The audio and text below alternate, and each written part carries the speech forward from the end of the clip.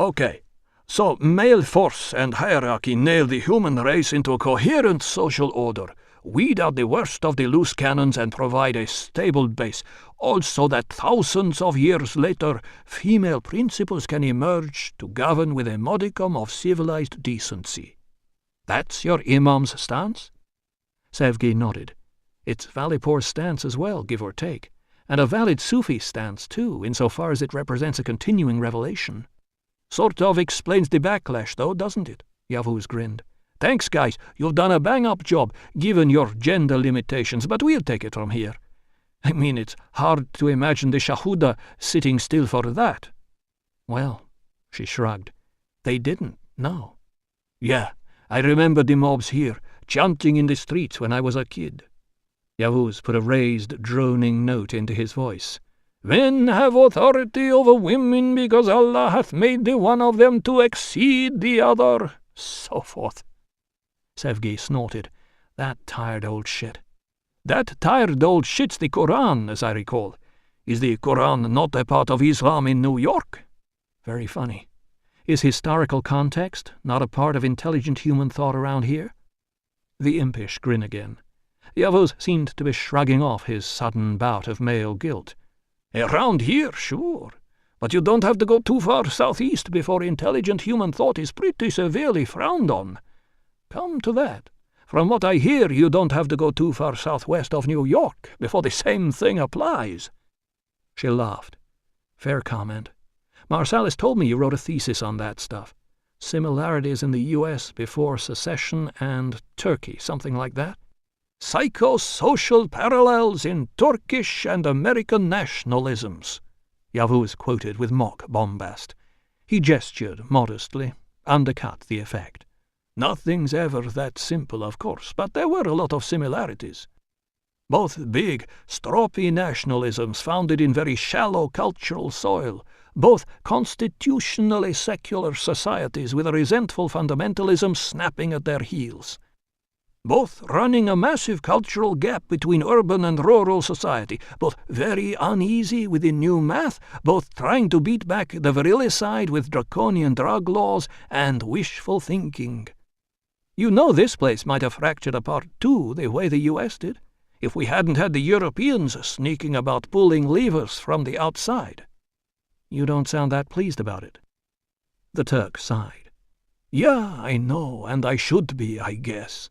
Certainly don't want the fucking Shahuda prowling the streets here, stoning my daughters if they go out unchaperoned, or showing more flesh than a wrapped corpse.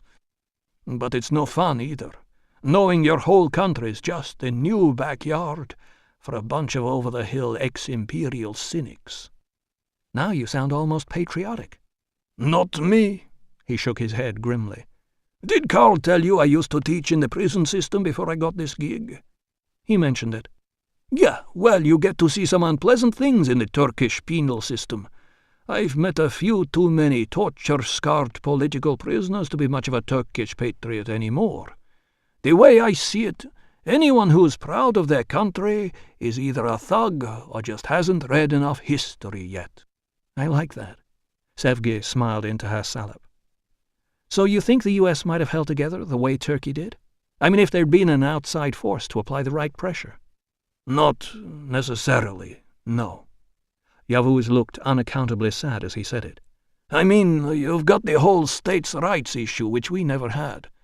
2 centuries of southern resentment and cultural abrasion, religious fury, racial tension. Those are pretty deep fissures. Plus the anti-drug laws meant less chance for the virilicide to do its weeding out the way it was elsewhere. He put his salop mug down on the counter, sat back, and held his open palms toward it as if in obscure invocation. But anyway, it's academic, isn't it? Because there never was an outside force big enough to make you people behave. Colin didn't exist as such back then. The UN was still a toothless tiger trying to find its dentures. The Chinese just didn't give a shit.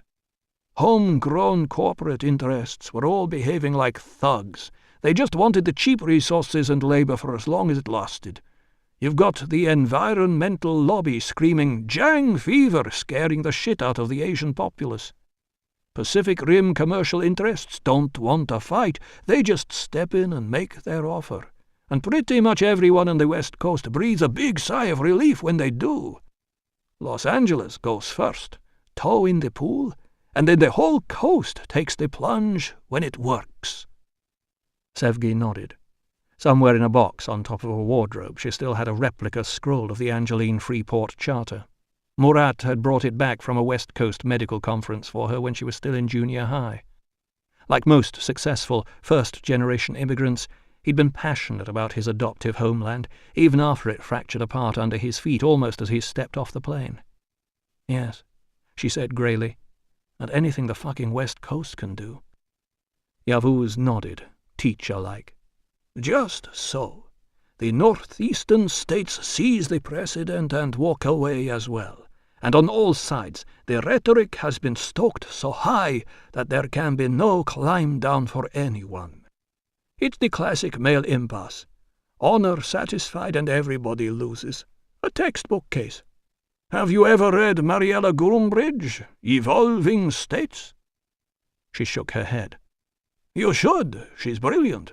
Taught at the University of Texas until they threw her out for signing an anti-creationist petition. She's in Vienna these days. Basically, she argues that the secession was an example of a nation-state going extinct because it failed to adapt.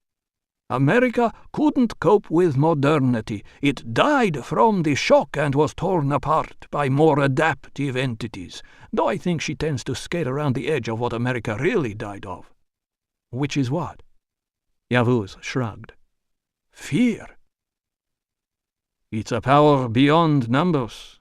Nevant still hadn't touched the mosaic, but he was a couple of fingers down the raki glass now. He sneered. "You think the Codlibs give a shit about facts? Statistics and formal studies? It's the knee-jerk, man. That's what these people live and breathe. There are monsters. There is evil. And it's somewhere out there in the dark. Woo, woo, woo. You know, before I got out to Peru, Manco was putting out a rumor that he had Pistacos working for him, settling scores for that turf squabble they had back in '03. Carl nodded. On Mars he'd seen the Familias run a similar dynamic among the less educated end of the Uplands Initiative workforce. He'd been offered Pistaco work himself a couple of times, lack of pale skin notwithstanding. "Whatever works, I guess?" "Yeah, well, worked for a while." Nevant snorted disgustedly and knocked back another chunk of his raki. "Manco was so fucking pleased with himself he couldn't see it'd crash and burn soon as one of his fake Pistacos got cold and couldn't cut it. I told him, the way I had it mapped out, he could have that monster threat for real.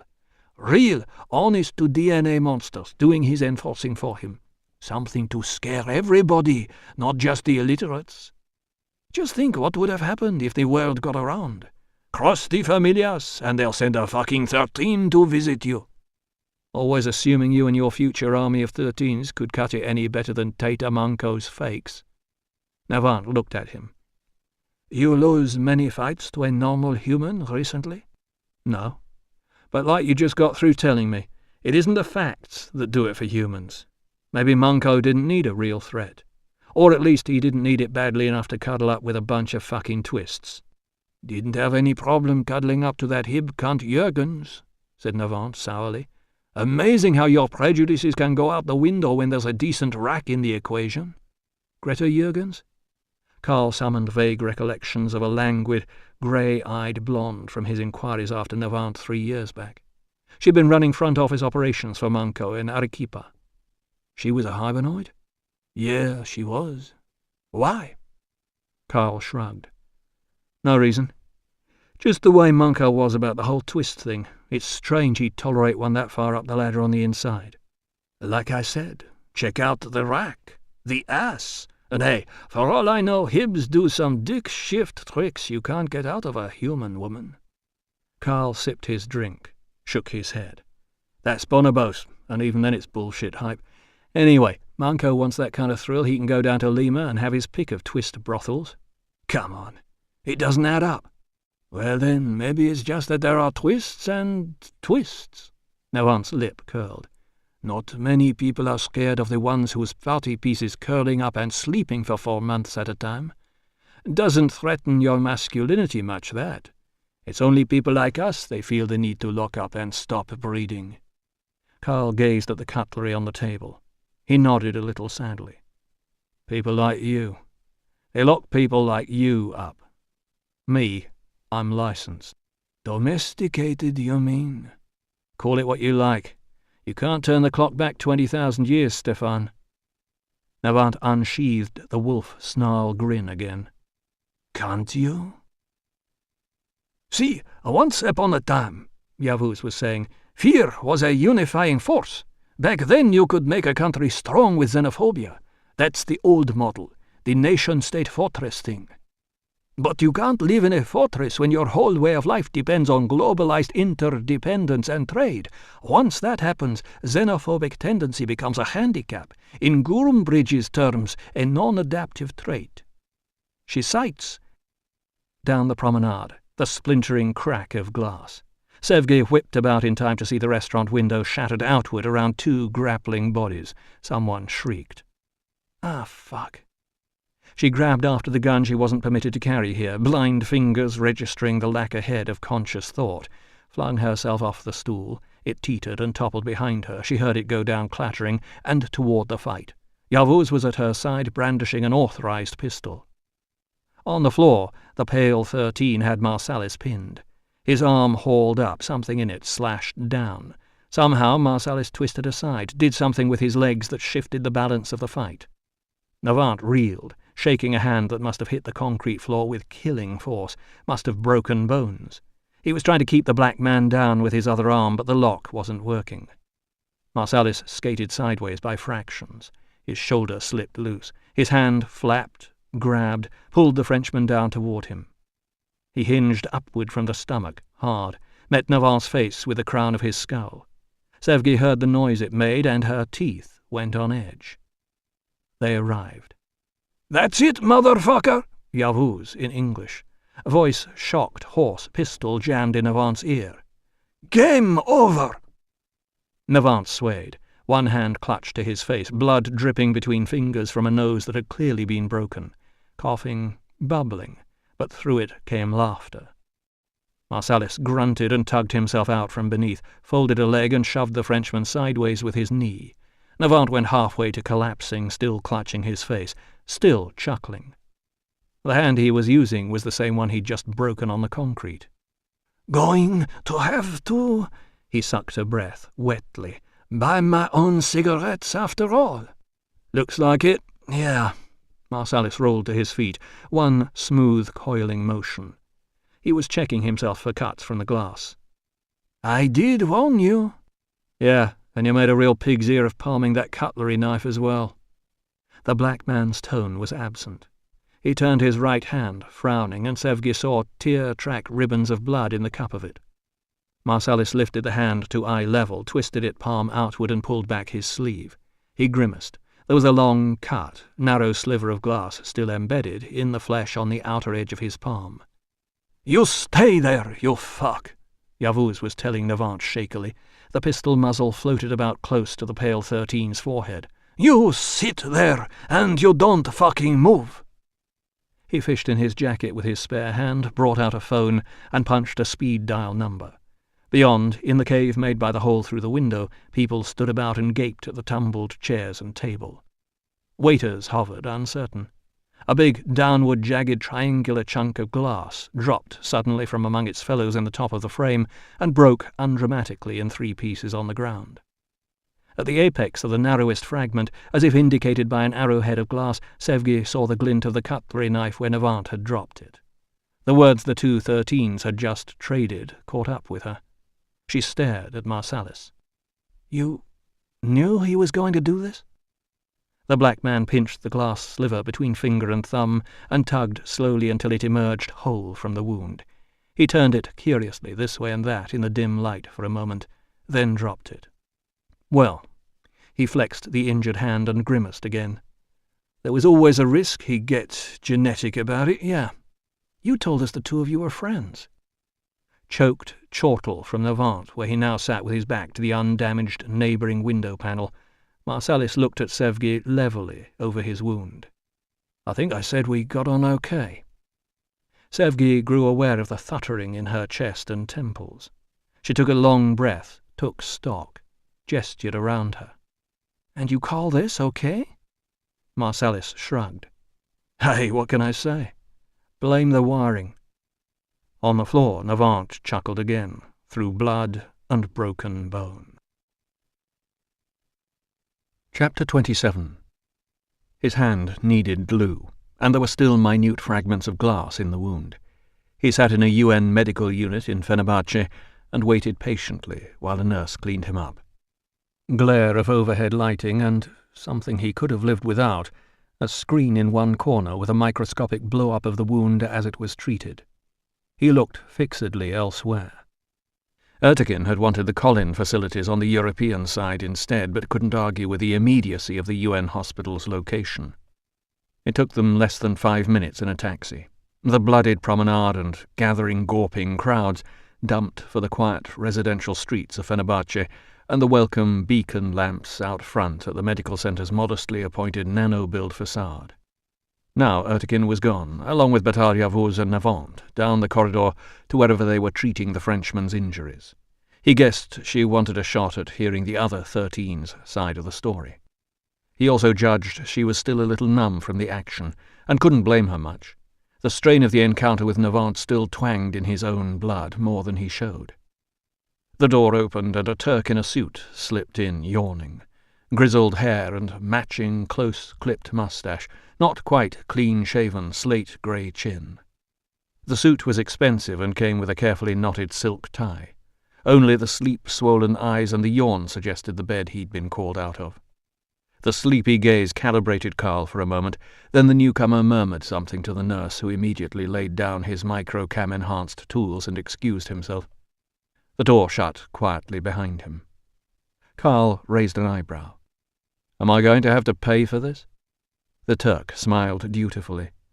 "Very droll, Mr. Marsalis. Of course, as a licensed Angler accountant, you have a health plan with us. That's not why I'm here." He came forward and offered his hand. "I am Mehmet Tuzcu, Angler Special Liaison." Karl took the hand, careful of his wound. He stayed seated. "And what can I do for you, Mehmet Bey?" "Your colony initiative escort is on the next floor." Tuzcu's gaze flicked toward the ceiling. "There is transport waiting for you in the street at the back of this building. We will leave by the bulk elevator unseen. In half an hour we can have you on a suborbital to London, but—" a glance at a heavy steel watch. "We will have to hurry." "You're rescuing me?" "If you like." The patient smiled again. "They expected you in New York, but events seem to have overtaken us. Now we really must." Karl gestured with his nearly repaired hand. "I don't really need rescuing. Colin aren't holding me under any kind of duress." The smile paled out. "Nevertheless, you are part of an unauthorized retrieval operation.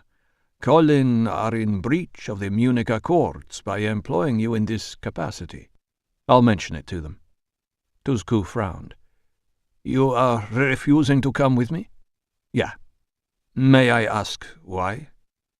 "Ask away," he was tempted to say. "Been asking myself the same thing. Don't have an intelligent answer yet." "Do you know Gianfranco de Palma?" Tuzcu's eyes were careful. "Yes, I have met Signor de Palma a number of times." "Slimy piece of shit, isn't he?" "What is your point, please?" "You were asking me for a reason."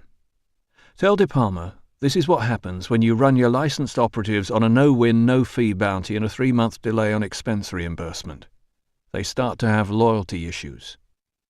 The Angler man hesitated. He glanced back at the door. Karl stood up. "Don't let's force this, Mehmet," he said easily. Sevgi found him later seated in the ground floor waiting area watching some low-grade global music show on an overhead screen.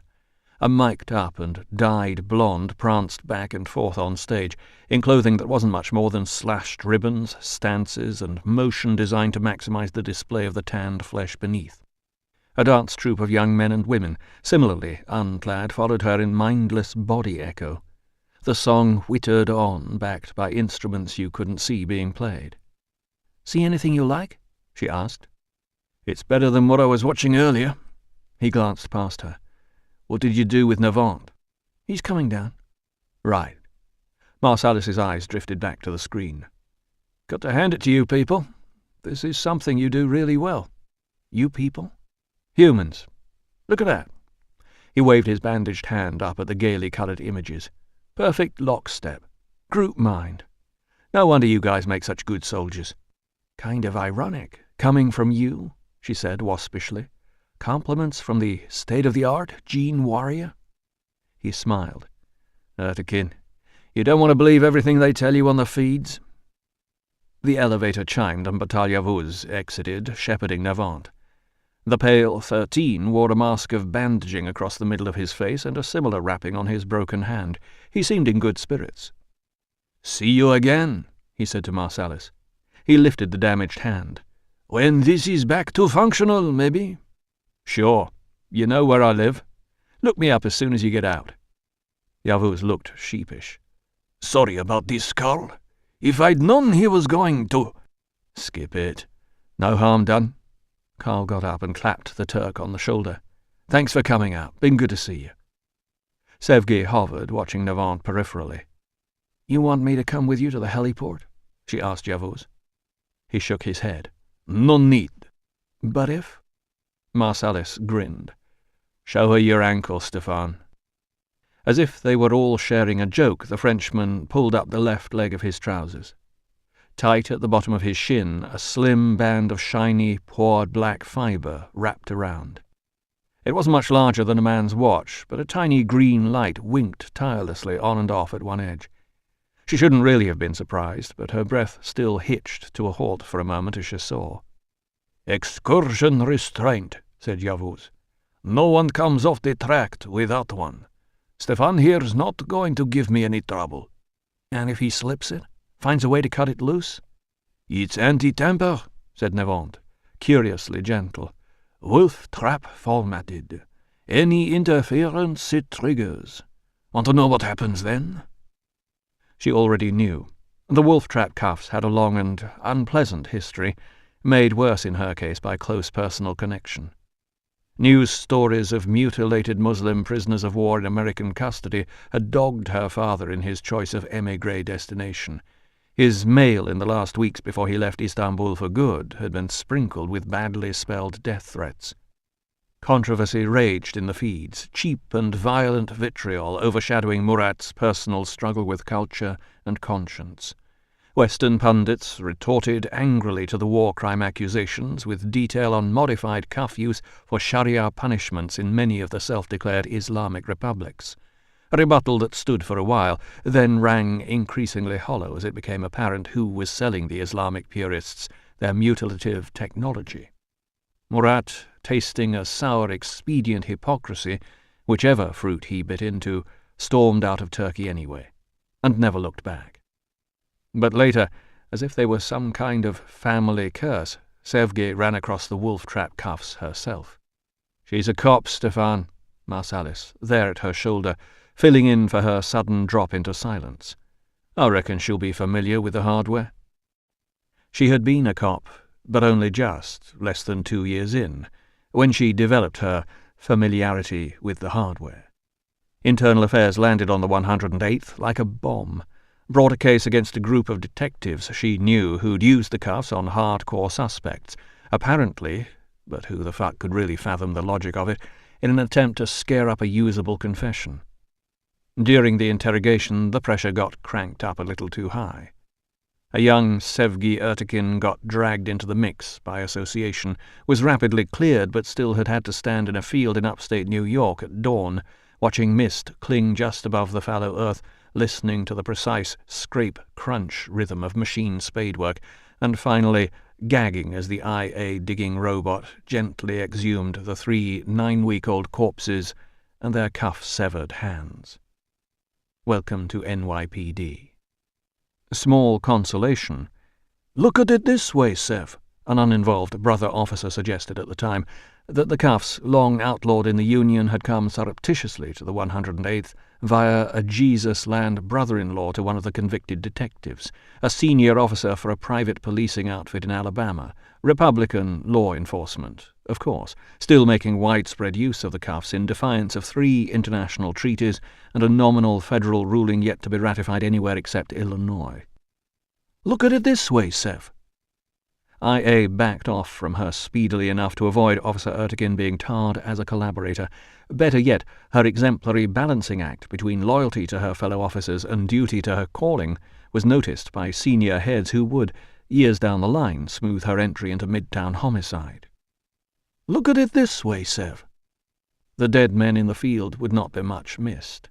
All 3 had prior convictions as cross-border sex traffickers, hoodwinking young women from the Republic with promises of lucrative casual labor among the bright lights, then disciplining them via rape and battery, until most went numbly to work providing orifices for New York's low-end paying males.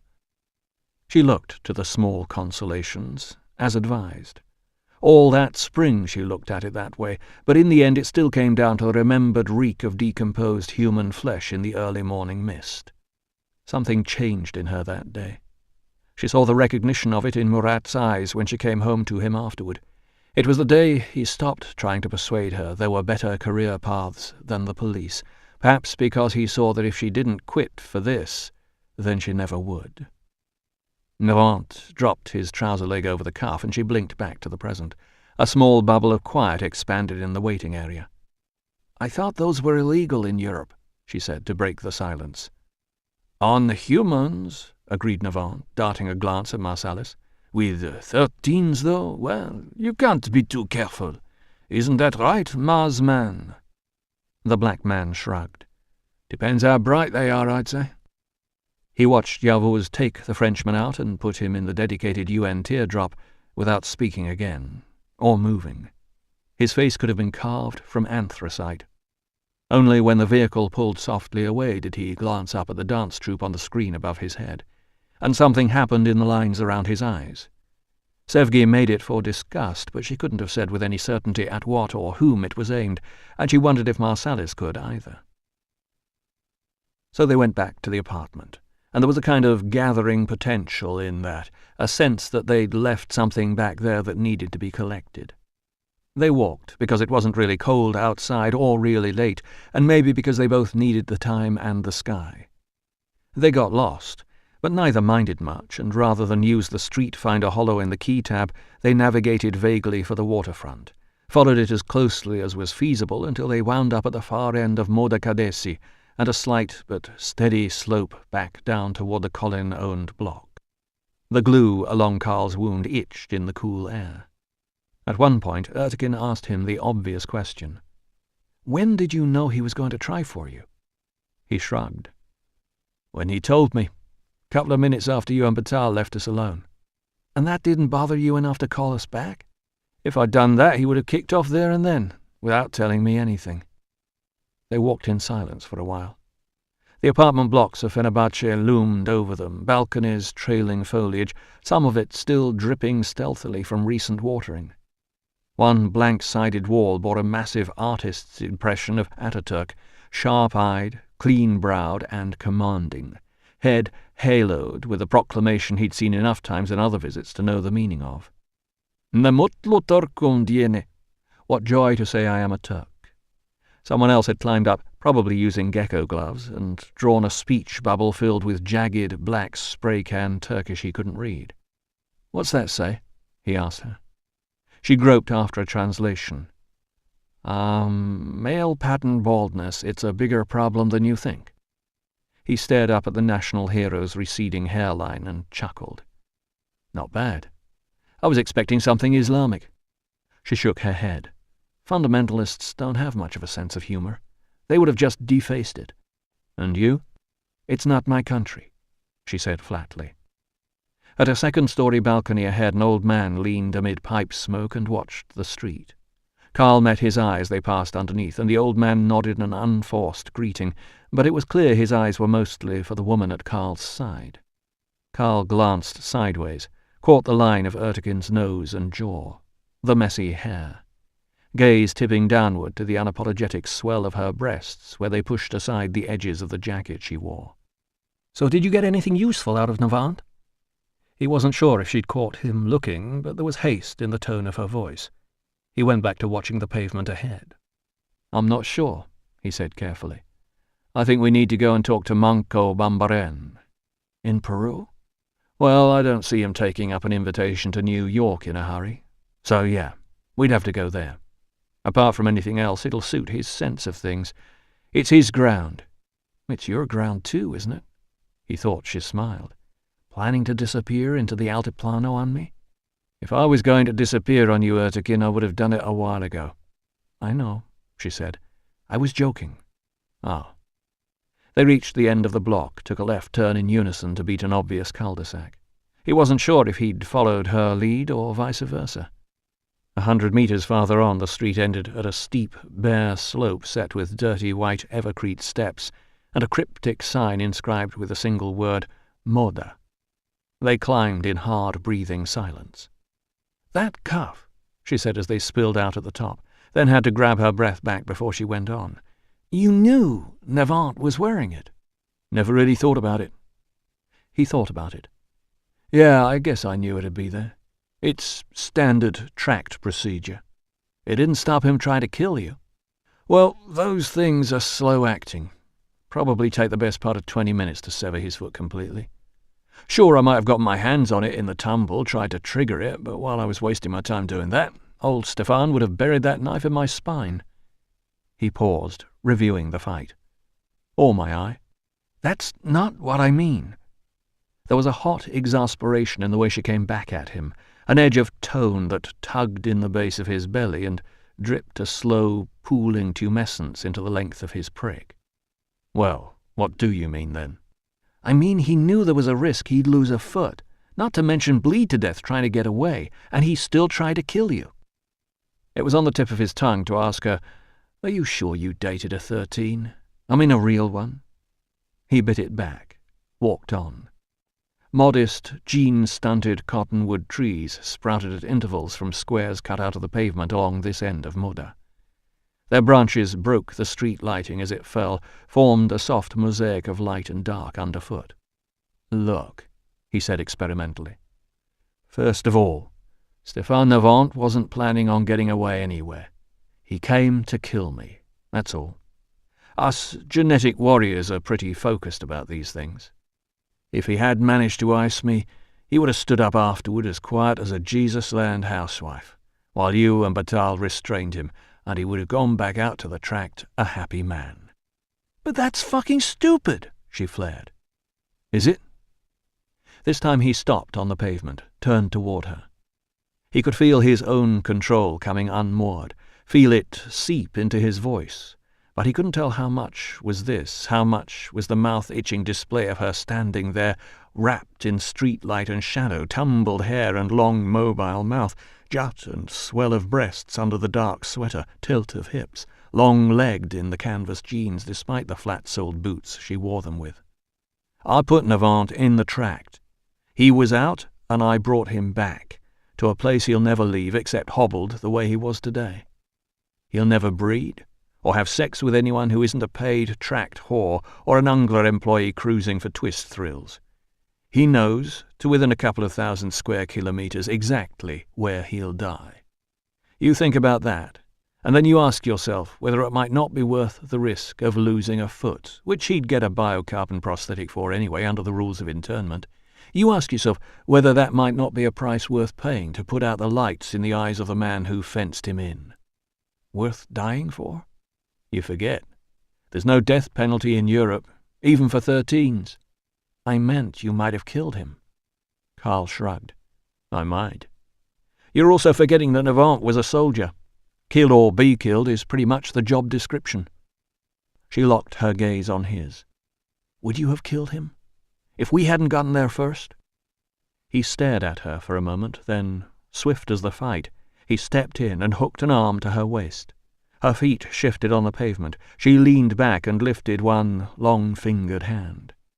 For fragments of a second he thought she would strike him. Then the fingers clenched in the collar of his jacket and dragged his face close.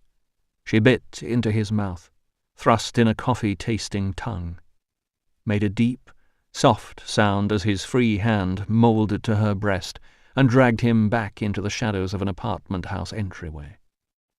It was like the mesh, a rising tide in blood and muscle.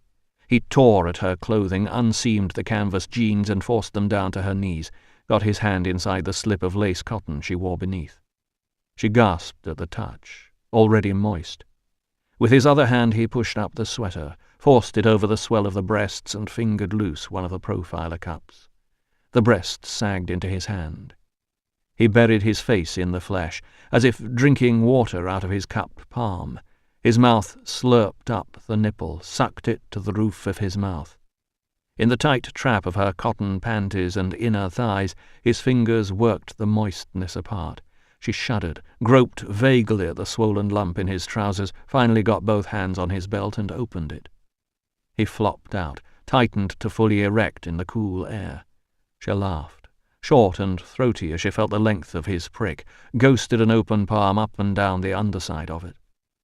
4 months in Florida jails, nothing female you could touch.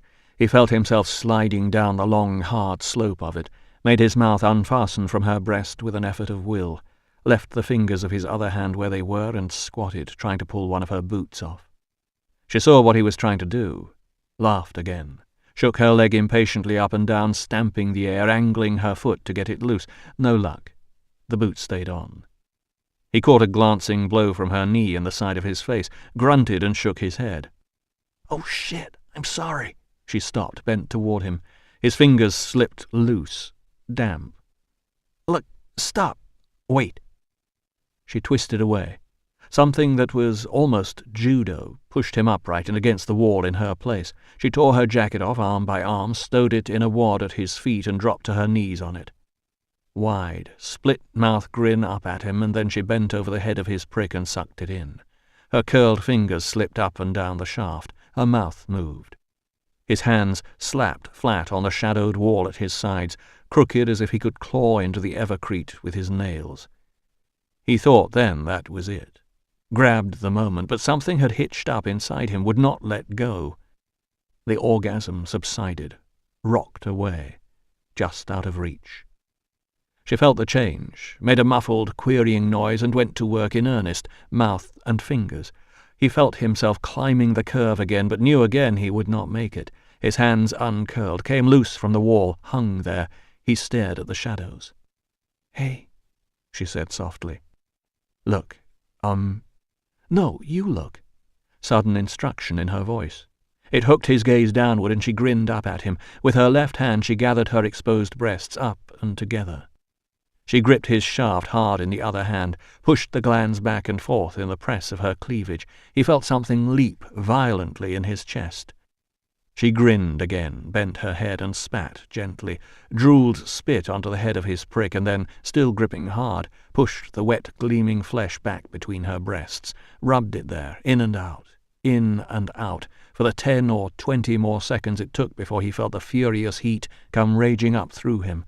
No hitch now, no stopping. And out. He made a noise like a drowning man hauled back aboard, like the sound he'd made the day the rescue ship hailed Felipe Souza for the first time, and he sagged back against the wall, then slid down it, as if shot.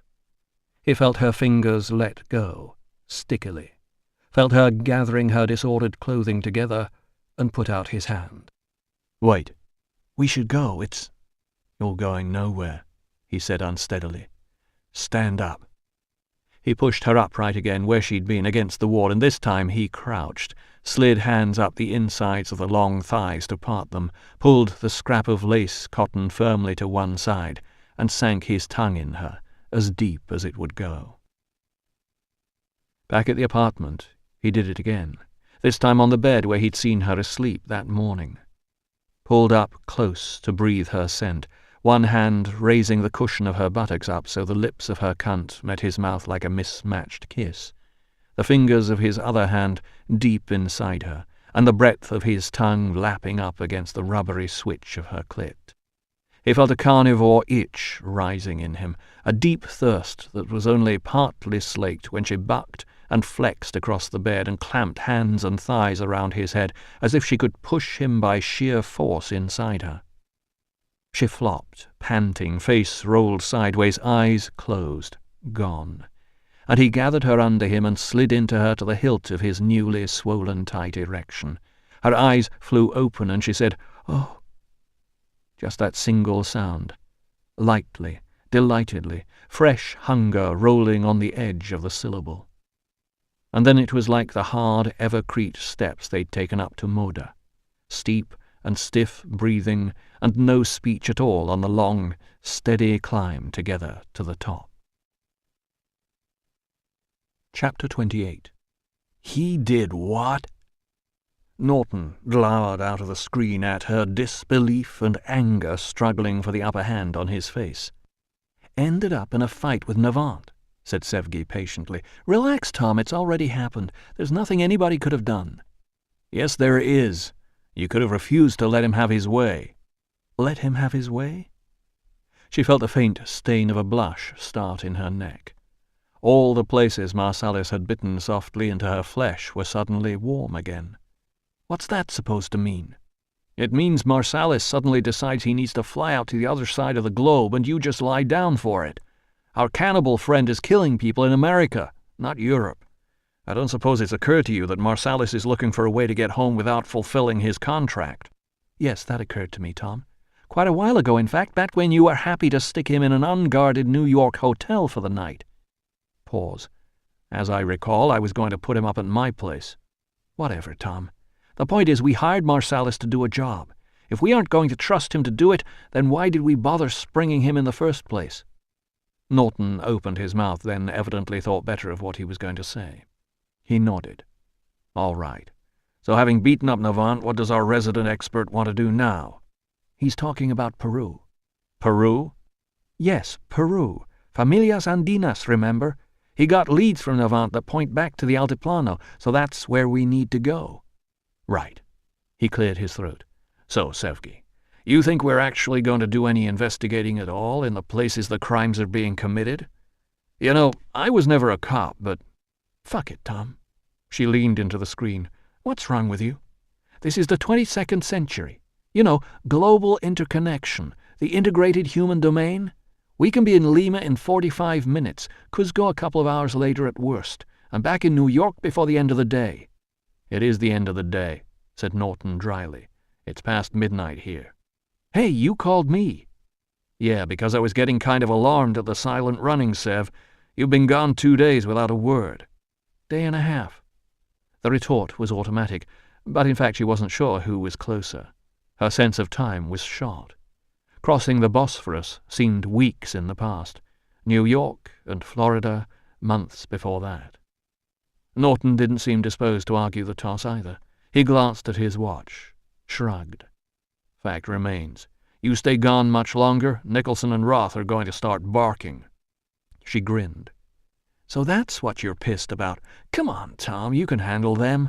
I saw the press conference. You played Meredith and Hannity like a pair of cretins." "Meredith and Hannity are a pair of cretins, Sev. That's the point.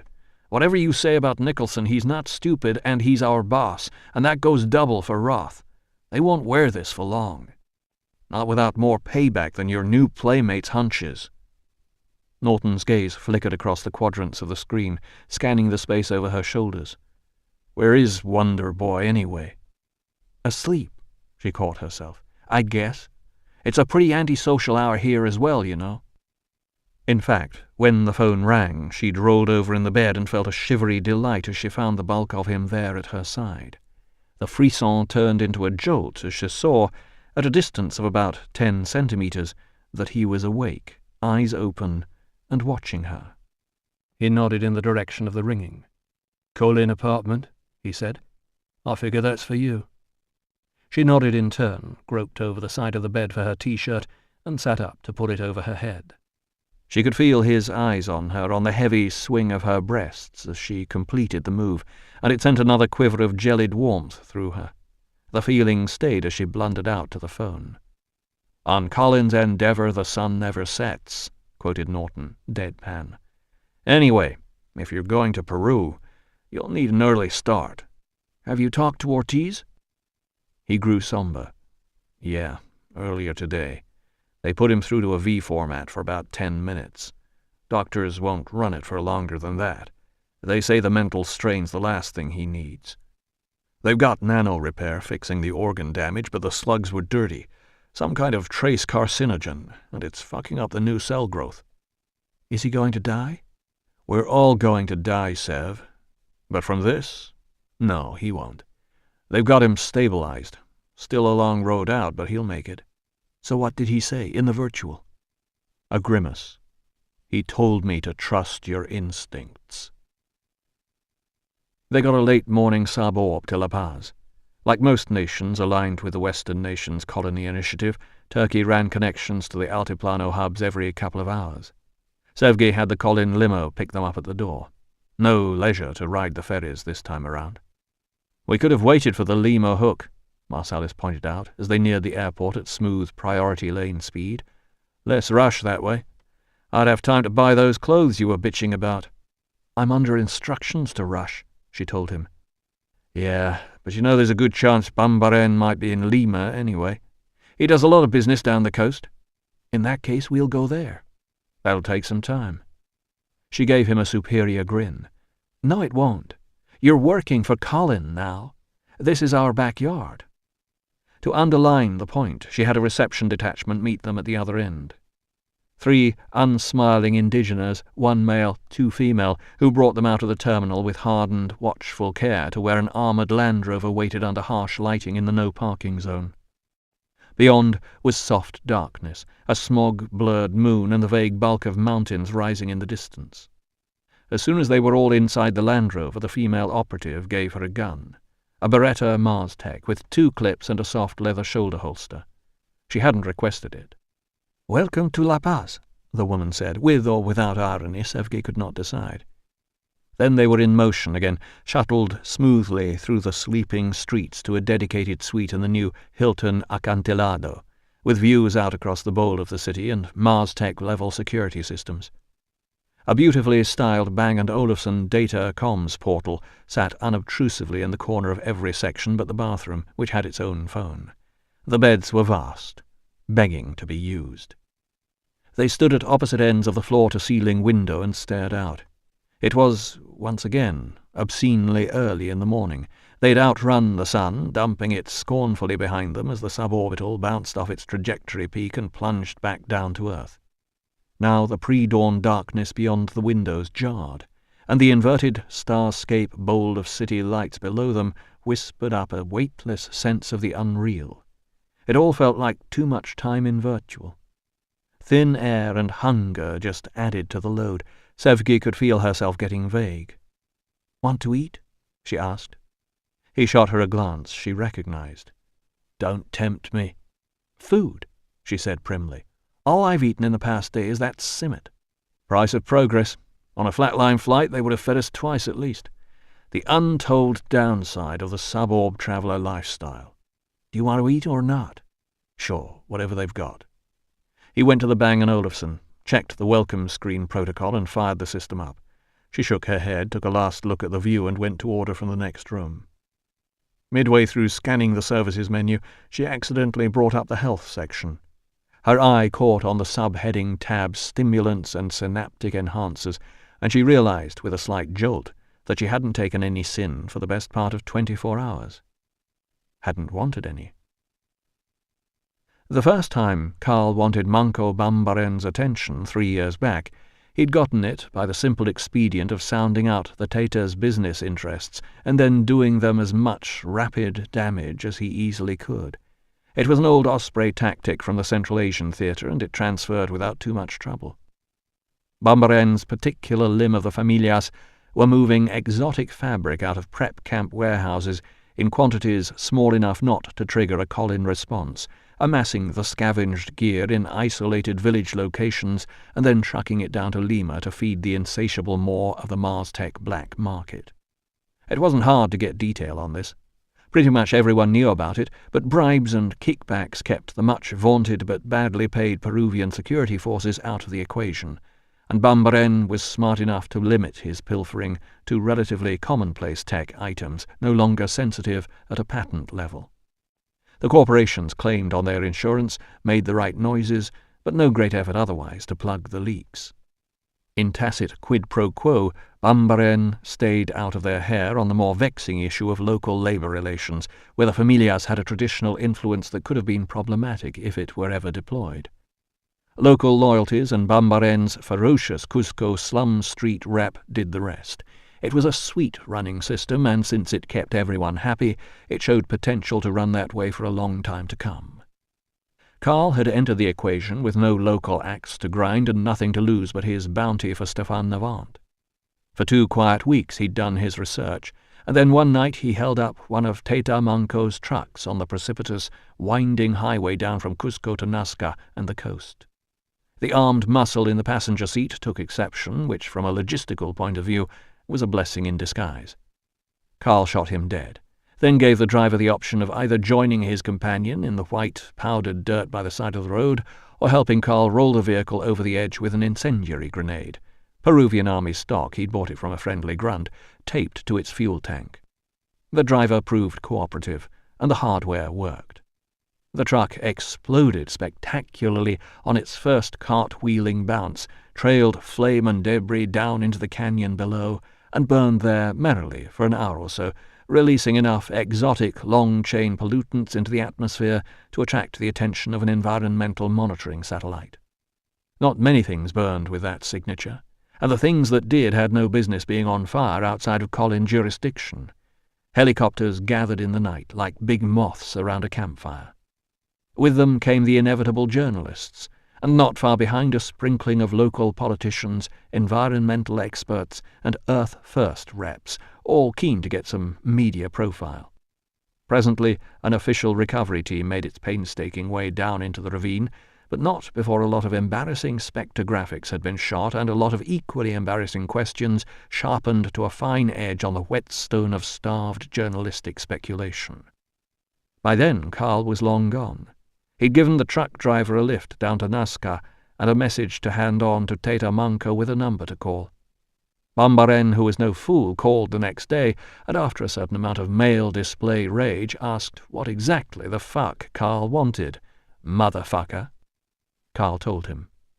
36 hours after that, Stefan Navant walked back into his Arequipa hotel room and found himself looking down the barrel of the Haag gun. Subtlety, Carl had discovered, was a much overrated tool where organized crime was concerned. In the Bolivian pre-dawn, he dialed accordingly. "This had better be life or fucking death," Greta Jurgens said coldly when she finally answered. The screen showed her settling in front of the phone, pulling a grey silk dressing gown closer about her. Her face was puffy. "Do you know what time it is?" Carl made a show of consulting his watch. "Yeah, it's October. I figure that gives me another couple of weeks before it's your bedtime. How's things, Greta?" The hibernoid squinted at the screen, and her face lost all expression. "Well, well, Marsalis, right? The bogeyman." "The very same." "What do you want?" "That's what I like about you, Greta. Charming small talk." Carl floated a casual, open-handed gesture. "It's nothing much. Wanted to talk to Manco. Strictly a chat, old-time stuff." "Manco's not in town right now." "But you know how to get hold of him." Jurgens said nothing. Her face wasn't just puffy, it was rounder than he remembered it, smooth-skinned and chubby with late-cycle subcutaneous fat uptake. He guessed her thinking was groggier than usual, too. Silence was the safe option. Carl grinned. "Look, we can do this one of 2 ways. Either you can tell Manco I want a word and we arrange a friendly sit-down, or I can start making your lives difficult again. What's it going to be?" "You might find that a little harder to do these days." "Really? Made some new initiative friends, have we?" He read the confirmation in the hibernoid's face. "Do yourself and Manco both a favour, Greta. Trace this call and find out whose wafer I'm running on. Then decide whether you want to piss me off." He killed the line, and Greta Jurgens blinked out in mid-retort. Carl got up and went to stare down at the lights of La Paz. A couple of hours at worst, he reckoned. Jurgens had specialists a phone call away who could run the trace, and it wouldn't take them very long to nail it to Colin's dedicated Hilton suite. Mars Tech level systems showed up in the data flow like implanted metal on an X-ray plate. The familiar data hawks probably wouldn't be able to get past the tech. Jurgens, in any case, probably wouldn't ask them to. But it would still be pretty fucking clear what they were looking at, thank you very much. Say an hour to do all that, then allow that Jurgens had been telling the truth and Manco Bambaren wasn't with her in Arequipa. Wherever he was, he could be reached, and that wouldn't take long either. And with what Jurgens had to tell him, he'd call back. Ertekin came back through from the other room. She'd changed into the NYPD T-shirt and a pair of running sweats. "Food's here," she said. In the buffered quiet of the suite, he hadn't heard it arrive. He nodded. "Shouldn't eat too much at this altitude. Your body's working hard enough as it is." "Yeah, Marsalis." She gave him a hands-on-hips sort of look. "I have been on the Altiplano a couple of times before. Colin employee, you know." "That's not what it says on your chest," he told her, looking there pointedly. "This?" She pressed a hand to one breast and tapped the NYPD logo with her fingertips. A grin crept into the corner of her mouth. "You got a problem with me wearing this?" He grinned back. "Not if you let me take it off you after breakfast." "We'll see," she said unconvincingly. But after breakfast there was no time. The phone chimed while they were still talking, sitting with the big clay mugs of mate de coca cupped in both hands. "Outside call," the system announced in smooth female tones. Carl took his mug through to the next room to answer. He dropped into the chair in front of the Bang & Olufsen and thumbed the accept button. "Yeah?" Manco Bambaren's weather-blasted Inca features stared out at him from the screen. His face was impassive, but there was a slow, smoking anger in the dark eyes. He spoke harsh, bite-accented English. "So, black man, you return to plague us." "Well, historically, that ought to be a change for you guys." Carl sipped the thin-tasting tea, met the other man's eyes through rising steam. "Better than being plagued by the white man, right?" "Don't play word games with me, Twist. What do you want?" Carl slipped into Quechua. "I'm only quoting your oaths of unity there. Indigenous union, from the ashes of racial oppression, all that shit. What do I want? I want to talk to you, face to face. Take a couple of hours at most." Bambaren leaned into the screen. "I no longer concern myself with your scurrying SKP brothers and their bolt holes. I have nothing to tell you." "Yeah, Greta said you'd gone up in the world. No more fake ID work, huh? No more low-level Mars Tech pilfering. I guess you're a respectable criminal these days." Carl let his voice harden. "Makes no difference. I want to talk anyway. Pick a place." There was a long pause while Bambaren tried to stare him down. Carl inhaled the tea steam, took down the damp, green leaf odour of it, and waited. "You still speak my language like a drunken peasant labourer," said the familiar chief sourly, "and act as if it were an accomplishment." Carl shrugged. "Well, I learned it among peasant labourers, and we were often drunk. My apologies if it offends. Now pick a fucking place to meet." More silence. Bambaren glowered. "I am in Cusco," he said. Even in the lilting Altiplano Quechua, the words sounded bitten off. "I'll see you out at Sacsayhuaman at 1 this afternoon." "Make it 3, Carl told him lazily. "I've got a few other things I want to do first." Chapter 29. He still had the deep oil and salt scent of Sevgi Ertekin on his fingers later, as he sat in the Colin jeep, with his chin propped up on his thumb, staring glumly at the scenery and waiting for Manco Bambaren. It was his sole source of cheer in an otherwise poisonous mood. Jet lag and the showdown with Navant were catching up with him like running dogs. He'd bought 2 new sets of clothes through the hotel's services net, didn't much like any of them when they arrived. could not be bothered to send them back and start again. They were black and hard-wearing. Like me, he thought sourly. And top of the line. The latest generation of declassified Mars-Tech fabrics, released to the high-end public amid a fog of testimonials from global celebrities and ex-Mars personnel. He hated them, but they'd have to fucking do. Out of sheer bloody-mindedness, he kept the Sigma Stigma jacket. "He's late," she said from behind the jeep's wheel. "Of course he's late. He's making a point." Through the windshield, the grassy terraces of Sacsayhuaman rose on walls of massive, smoothly interlocking stone, dark under a glaring white clouded sky. This late in the day they had the ruins almost to themselves, and the emptiness lent the ramparts a brooding air. There were a few late-season tourists wandering about the site, but the scale of the Inca building blocks dwarfed them. Similarly reduced, a small knot of locals in traditional dress had withdrawn to the margins, women and children minding long-suffering llamas done up in ribbons, all waiting for a paying photo opportunity. They made tiny flecks of colour against the sombre stone. It wasn't the first time Carl had seen Sacsayhuaman, but as always the stonework fascinated him. The blocks were shaped and finished, but hugely irregular, echoing the slumped, solid enormity of natural rock formations. The jigsaw lines between them drew your eye like detail in a painting. You could sit there just looking at it all for quite a while, which, he glanced at his watch, they had been. "You think he's making a point with this as well?" Attikin nodded forward at the walls. "Land of my fathers, that kind of thing?" "Maybe. But you don't think so?" He shot her a side glance. "Did I say that? You might as well have." He went back to staring at the stonework. Ghostly beyond, Navant grinned at him out of a blood-stained, broken-nosed face, pale with hospital lighting. "Your feelings are your own, Marsman. Wallow in them as you see fit." He made an effort. "You could be right," he admitted. "The guy does talk like a fucking poet half the time, and he's seriously impressed with himself, so yeah, maybe he is getting all cultural on us." Ertekin nodded. "Thought so." 10 more minutes crept by. Carl was thinking about getting out to stretch his legs when an armoured black Range Rover rolled bumpily across the rough turf parking area to their left.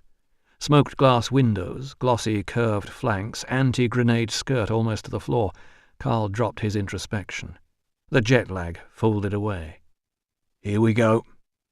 The new arrival braked to a halt and a door cracked in the black carapace. Manco Bambaren stepped out, immaculately attired in a sand-coloured suit and flanked by bodyguards in Ray-Bans that matched his own. No visible weapons, but they didn't need to be. The stances and blank, reflective sunshade menace were old-school South America. Carl had seen the same thing deployed all over on streets from Buenos Aires to Bogotá. The mirror patches Bambaren and his guards had in place of eyes talked up the same exclusive power as the shiny bomb-proof flanks on the Range Rover. You saw yourself thrown back in the reflecting surfaces, sealed outside and of no importance to the eyes within. Carl climbed out of the jeep. "I'm coming with you," said Ertekin quickly. "Suit yourself. It's all going to be in Quechua anyway." He crossed the turf to the Range Rover, pushing down an unnecessary surge from the mesh. He intended to lean on Bambaren, but he didn't think it had come to a fight. However much he'd have liked to smash the mirror shades back in splinters into the eyes behind, take a limb from the bigger of the two guards, and... "Whoa, Carl, let's keep this in perspective, shall we?" He reached the Familiar Chief and stopped, just out of reach. "Hello, Manco. Thanks for coming. Could have left the kids at home, though." "Black man?" Manco jerked his chin. "Nice coat you have there. Jesus land threads?" Carl nodded. "South Florida State." "Thought so. Got a cousin had one just like it." Carl touched finger and thumb to the lapel of the Sigma Stigma jacket. "Yeah, going to be a major fashion any time now." "It was my understanding," said the Familiar Chief urbanely, "that in Jesus' land it already is. Highest incarceration rate on the planet, they say. So who's your tits and ass?" Carl turned casually and saw that Ertekin had gotten out as well, but hadn't followed him. As he watched, she leaned back on the jeep beside the Colin decal and put her hands in her pockets. The movement shifted her jacket aside, showed the strap of her shoulder holster. She'd put on her shades. He held down a grin. "That's not tits and ass. That's a friend." "A 13 with friends?" Bambaren's eyebrows showed above the curve of the sunglasses. "Must go against the grain for you." "We adapt to circumstance. Want to walk?" Manco Bambaren nodded at his security and they relaxed, opening space around their teta. He took a couple of paces away from the Range Rover in the direction of the stone walls. Carl fell into step. He saw the familiar chief squinting sideways behind his sunglasses toward the jeep and Ertekin's casual watchfulness. "So you work for Colin now?" "With." Carl let his grin out. "I work with Colin. It's a cooperative venture. You should understand that." "Meaning?" "Meaning you've made a niche career out of coexisting with the Initiative, and from what Greta said, it's a flourishing relationship." Bambaren shook his head. "I don't believe Greta Jürgens discussed my business associations with you." "No, but she tried to threaten me with them. The implication was that you have bigger friends these days, and you keep them closer." "Is this what you wanted to talk about?" "No, I want to talk about Stefan Nevant." "Nevant?" A frown wrinkled the Tater's forehead. "What about him?" 3 years ago he was trying to talk your people up here into an alliance. I want to know how far that went." Bambaren stopped and looked up at him. Carl had forgotten how short and stocky he was. The palpable force of the familiar chief's personality wiped the physical factors away. "How far it went? Black man, I gave Nevant to you. How far do you think it went?" "You gave him to me because it was less trouble than having me disrupt your business in the camps. That doesn't mean he wasn't offering you something of value." The Tater took off his sunglasses. In the harsh glare from the Altiplano sky, his eyes barely narrowed. "Stefan Nevant was up here scrabbling for his miserable twist life. He had no friends and no allies. He had nothing I could use." "But he might have, given time." "I do not have the luxury of dealing in what might have been. Why don't you ask these questions of Nevant himself?" Carl grinned. "I did. He tried to kill me." Bambaren's eyes flickered to the glued-up wound on Carl's hand. And back. He shrugged and put on his sunglasses again, resumed walking. "That is not an indication that he had anything to hide," he said tonelessly. "In his place, I would very likely have tried to kill you as well." "Quite." They reached the wall. Carl put up a hand to brush along the smooth, dark surface of interlocking blocks, each the size of a small car. It was instinctive. The edges of the stone sections curved inward to meet each other with a bulged organic grace that made him think of female flesh, the swell of breasts and the soft juncture of thighs. You wanted to run your hands over it. Your palms twitched with a desire to touch and cup. Manco Bambaren's ancestors had put together this jigsaw of massive, perfectly joined stonework with nothing for tools but bronze, wood, and stone itself. "I'm not suggesting you personally bought into Nevant's plans," Carl offered. "Though if you didn't, why did he choose you to deal with? But you're not the only Tater around here. Perhaps someone else saw the potential." Bambaren paced in silence for a while. "My familiares share a common dislike of your kind, Marsalis. You cannot be unaware of this." "Yes. You also share a sentimental attachment to ties of blood, but that didn't stop you all going to war with each other in the summer of '03, or cutting deals with Lima afterward. Come on, Manco. Business is business, up here the same as anywhere else. Racial affectation's got to come a poor second to economics." "Well, it's not really a race thing where 13s are concerned," said the other man coldly. "More of a species gap." Carl coughed a laugh. "Oh, you wound me, Manco, to the core." And in any case, I see no fruitful business application for myself or any other Tater to be had from association with your kind. We make very convenient monsters. Bambaren shrugged. The human race has more than enough monsters as it is. There was never any need to invent new ones. Yeah, like the Pistacos, right? I heard you were busy playing that card back in '03 as well. A sharp glance. Heard from who? Nevant. You told me Nevant tried to kill you. Yeah, well, we had a little chat first. He told me he applied to be your tame Pistaco, maybe funnel some more 13s in to do the same trick. Form some sort of elite genetic monster squad for you. Ring any bells? No. The familiar chief appeared to consider. Nevant talked a great deal. He had schemes for everything. Streamlining for my ID operation. Leverage tricks in the camps. Security improvements. After a while, I stopped listening. Carl nodded. But you still kept him around? Bambaren spread his hands. He'd come to me like his fellow escapees before him for documentation and fresh identity. That takes time if you're going to do it right. We don't operate like those chop shops on the coast. So yes, he was around. Somehow he stayed around. Now, when I ask myself how he managed that, I have no answer. He made himself useful in small ways. He had a skill in this. Carl thought of warlords and petty political chess pieces across Central Asia and the Middle East, making use of Nevant, making himself useful, without ever seeing how the insurgency specialist manoeuvred them deftly into geopolitical place even as they were using him. A failure to understand social webbing at an emotional level, Jacobson had found, and so a lack of those emotional restraints that embedding within such webbing requires. But Carl didn't know a single 13 who hadn't laughed like a fast-food clown construct when they read those lines. "We understand," he told Zuli one drunken night. Fingers snapped out one by one, enumerating, like stabbing implements, finally the blade of a hand. Nationalism, tribalism, politics, religion. Fucking soccer, for Christ's sake.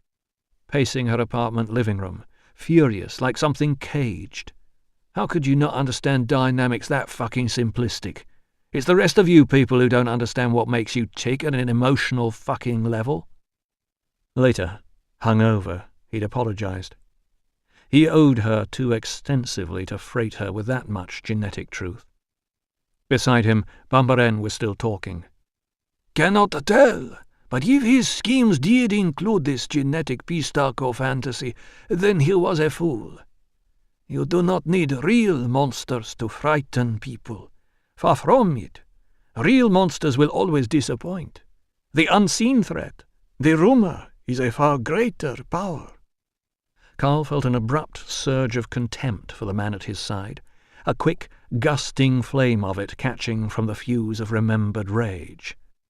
Yeah, that plus the odd object lesson, right? The odd exemplary execution in some village square somewhere. The Tater must have heard the change in his voice. He stopped again, pivoted abruptly to face the black man, mouth smeared tight. It was a move that telegraphed clear back to the parked vehicles. Peripheral vision gave Carl sight of the two bodyguards twitching forward. He didn't see if Ertekin moved in response, but he felt the flicker of a sudden geometry, the lines of fire from the Range Rover to where he stood, from the Jeep to the Range Rover and back, the short line that his left hand would take on its way to crush Manco Bambaren's throat, while he grabbed right-handed at the Tater's clothing and spun him for a shield, all of it laid out like a virtuality effect in predictive, superimposing red, distance values etched in, the length of ground he couldn't possibly cover in time when the guards drew whatever probable high-tech hardware they had under their leather coats. He'd have to hope Ertekin could take both men down in time.